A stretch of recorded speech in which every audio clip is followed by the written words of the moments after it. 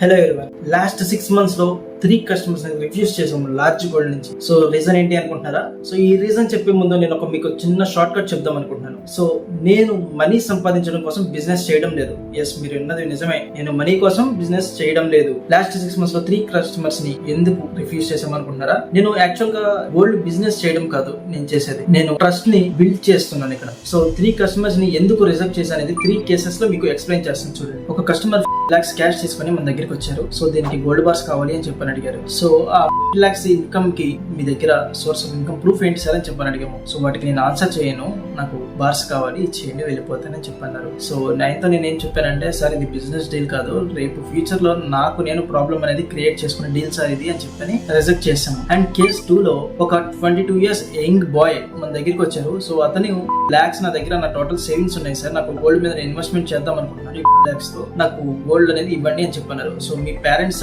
Confirmation అనేది కావాలి, మీ parents కి కాల్ చేయండి అని చెప్పాము. సారీ సార్, మా పేరెంట్స్ కన్ఫర్మేషన్ అనేది లేదు అన్నారు. సో ఇది బిజినెస్ డీల్ కాదు, ఇది ఇన్వెస్ట్మెంట్ స్కామ్ అని చెప్పేసి ఆ పర్సన్ ని మనం రిజెక్ట్ చేసాము.